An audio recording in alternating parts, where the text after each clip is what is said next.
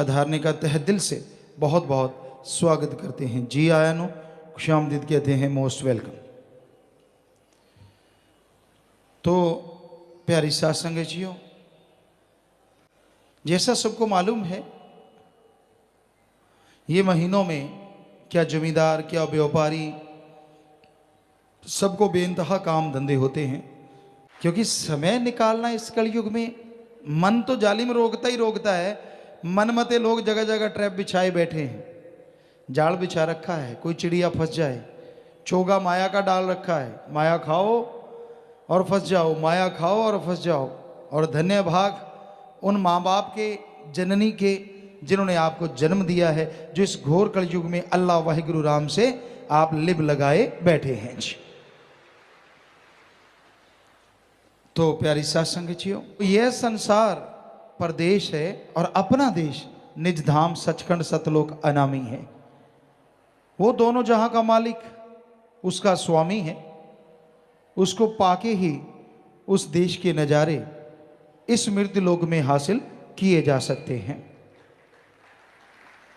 आप अगर देखना चाहते हैं निज धाम सचखंड सतलोक अनामी क्या है, तो यह जरूरी है कि आप सुमरन करें, भक्ति इबादत करें। सुमरन से ही यह सब संभव है। सुमरन के द्वारा ही आप इस मृत्यु लोक में रहते हुए अपने निज धाम सचखंड सतलोक अनामी को देख सकते हैं। उसको देखना क्यों जरूरी है, जरा सोचिए। इस काल की नगरी जो सचखंड सतलोक अनामी के सामने गंदगी का ढेर है, इसमें आपका इतना दिल लगा हुआ है कि मरने का नाम से भी लोग डरते हैं। कहने को तो कई भक्त कह देते हैं कोई बात नहीं, ओढ़ निभ जाएगी, लेकिन हमने गुजरात में देखा, वहाँ रुके, भूकंप आ रहा था, बहुत बड़ा भूकंप आया था, लेकिन गए तो 6 पॉइंट कुछ भूकंप फिर आया। हालांकि हम लोग सब लोग टेंट में थे, हम भी टेंट में थे, एक टीले पे टेंट लगाया हुआ था और सेवादार भी टेंट में थे। तो कई सेवादार तो नारे लगा के बाहर निकल गए, मर गए मर गए मर गए। हमने कहा हैं क्या हो गया, पूछा क्या हुआ भाई, कहते भूकंप आया था। तो फिर आपने क्यों शोर मचाया, आपका तो टेंट था, सादा सा तंबू था। कहते डर तो लगता ही है। मतलब सीधा सा, कितना ज्ञान हो जाए, कितना सचखंड की बातें बता दें, भगवान के नूरी स्वरूप की चर्चा कर दें और ये बता दें कि उसके सामने गंदगी है, कहते ना चाटूंगा। तो आज सोचिए, ये देश संसार गंदगी कहा है संतों ने, पर आदमी कहता ना मक्खी की तरह मैं तो चाटूंगा। बुरा हाल है।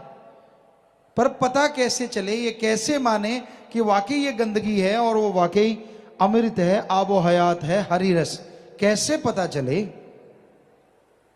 ये तभी पता चले ना जब उसका नजारा देखे। इस मृत्यु लोक में, इस संसार में, इस दुनिया में रहते आप अगर परम पिता परमात्मा का नाम जपेंगे, उसके नजारे देख पाएंगे, तो ही वो निजधाम, तो ही वो सचखंड का नजारा इस दुनिया में रहते आप देख सकते हैं। चारों तरफ गंदगी है, काम वासना, क्रोध, लोभ, मोह, अहंकार, मन और माया। ऐसी गंदगी इस संसार में फैल चुकी है, कह नहीं सकते कौन इस गंदगी से बचा है और कौन इस गंदगी में लिप्त है। वैसे तो सारा संसार इस गंदगी में लिप्त है, बचे वो हैं जिन पे कृपा राम की। पापा, यूटर कहाँ लेकर जा रहे हो? मैं स्कूटर को चार्ज करने के लिए अंदर लेके जा रहा हूँ। पापा, यूटर को बाहर रखो, मैं बैटरीज अंदर चार्ज करके आता हूँ। ई वूटर की चार्जिंग सिंपल है।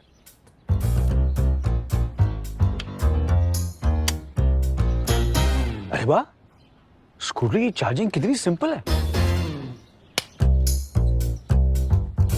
VX2 बदलते इंडिया का स्कूटर ई वूटर।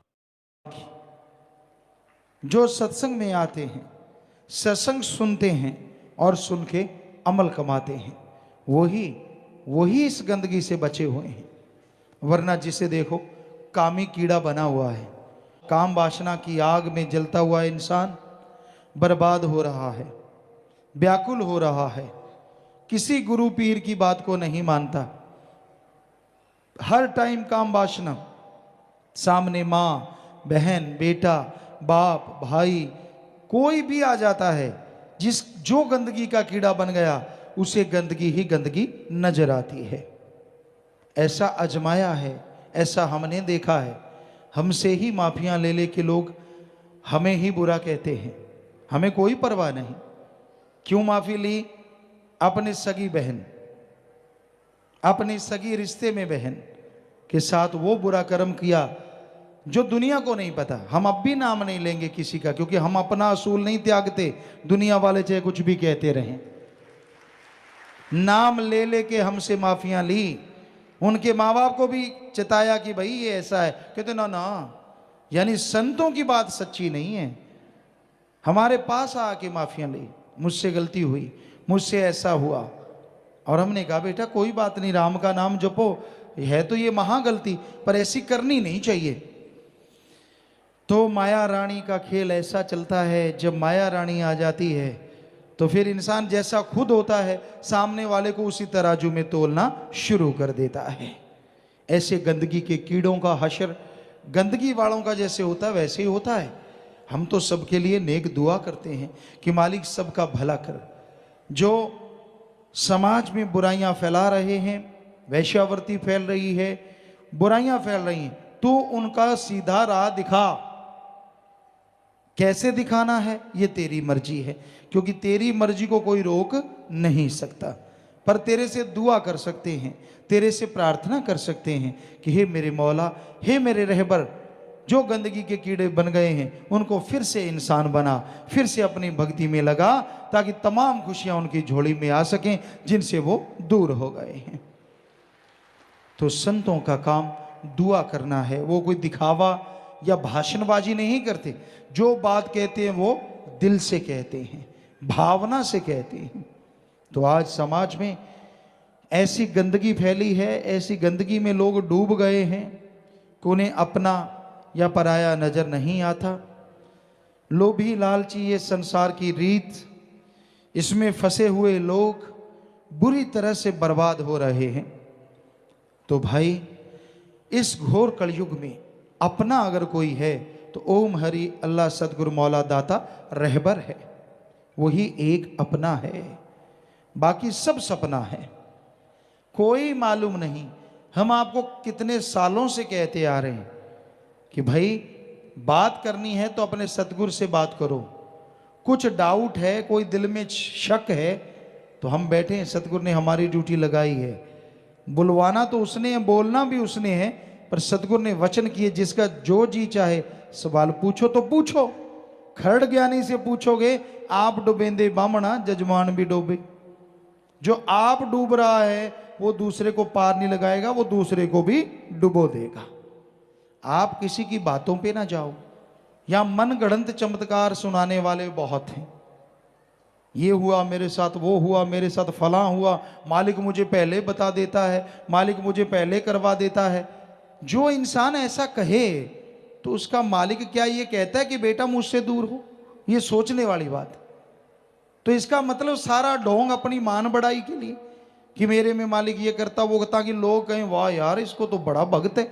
सब बकवास। ना कोई 10वां द्वार खुला, ना नूरी स्वरूप के दर्शन। हम सिर की शर्त लगा सकते हैं, ऐसा उनके साथ कभी नहीं होता। जो सिर्फ खरड़ गया नहीं होते हैं, सवाल ही पैदा नहीं होता। और जिनका 10वां द्वार और नूरी स्वरूप जिनको मिल जाते हैं, वो यूं मेंढे की तरह टर्राते नहीं फिरते, बल्कि वो तो अपने अंदर हजम करते हैं और मालिक के और नजारे दिन रात लूटते रहते हैं। मान बढ़ाई के भूखे नहीं होते वो। तो इसलिए इंसान पे इतना फेथ मत करो, इतना विश्वास मत करो, इतना यकीन मत करो कि वो डगमगाए और आप सोचो यार ये इतना बड़ा भक्त। क्या सतगुरु ने बोला किसी को कि ये बड़ा भक्त है? आप गुरु से जुड़े हैं, अपने फकीर से जुड़े हैं। मस्ताना जी महाराज ने किसी को कहा? मस्ताना जी महाराज ने शुरू किया था 800 मस्ताना, 700 मस्ताना, 500 मस्ताना।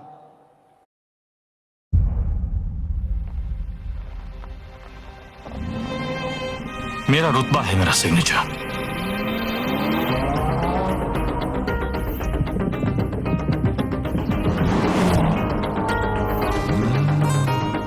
जज्बा है मेरा सिग्नेचर।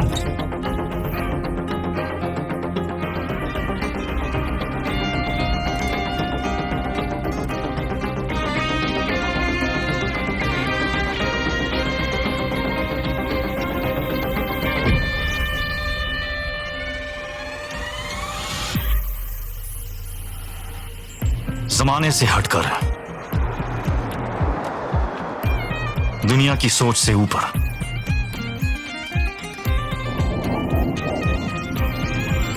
कुछ भूल तो नहीं?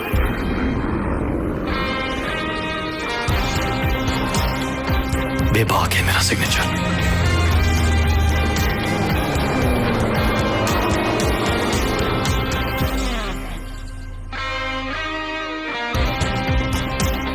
Signature finest cardamom seeds, a premium product from Dilbar Group.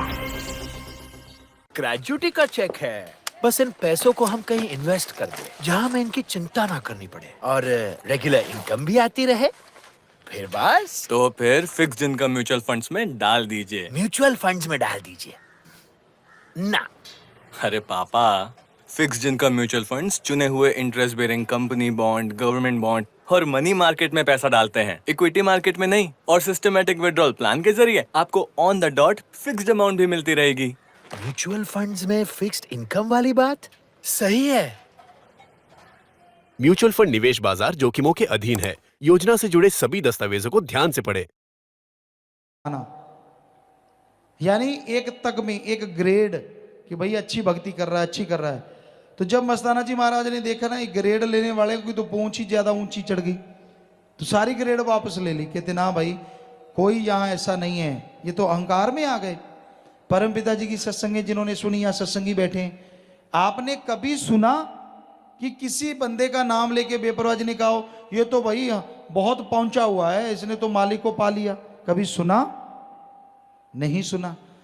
अब हम सतगुरु हमसे काम ले रहा है, क्या हमने बोला कि रूहानियत में भाई ये सर्वश्रेष्ठ है, ये अति उत्तम, ऊपर तक पहुंच गया? कभी हमने बोला?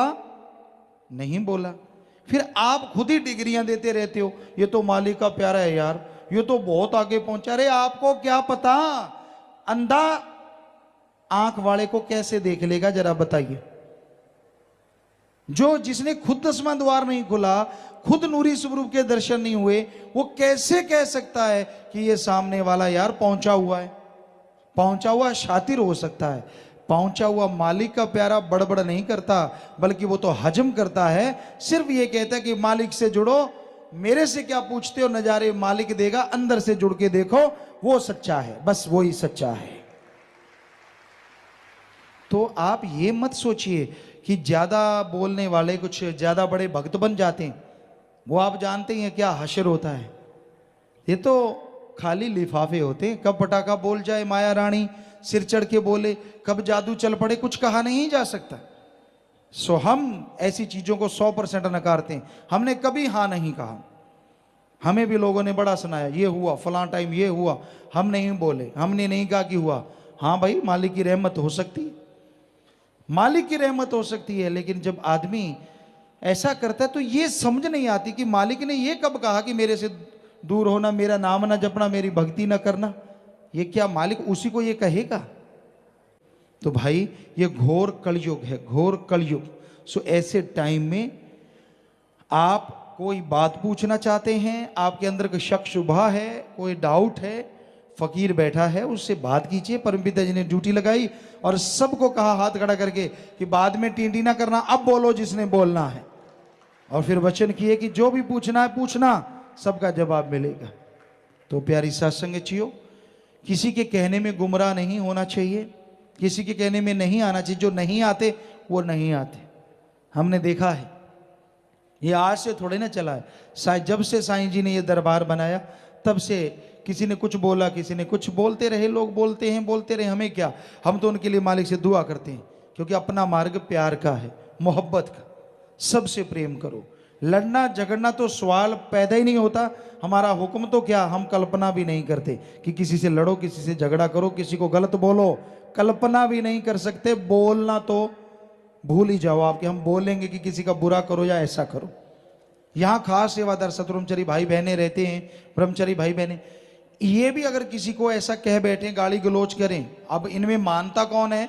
हम कुछ नहीं कहेंगे, मानते हैं हम तो यही कहेंगे कि भाई अगर आप किसी को बहुत ज्यादा बुरा बोला तो लंगर अपना बंद करो, एक 24 घंटे खाना ना खाओ, बल्कि मौन व्रत भी रखो कि ये जुबान को, मन को गाली दो कि तू इतना बोला, मैं आज पूरा दिन नहीं बोलूं। तो उससे आपके अंदर एक स्ट्रेंथ, एक ताकत आएगी और आगे से आप उन बुराइयों को नहीं कर पाएंगे। तो गाली गलौज के लिए भी यहाँ ये नियम बेपरवाह जी ने बना हुआ है और बना ही रहेगा हमेशा। तो बाकी तो किसी को बुरा कहना, किसी को गलत कहना, सवाल पैदा ही नहीं होता। तो साथ संगत जी इस बात पे अमल किया करें, क्योंकि जो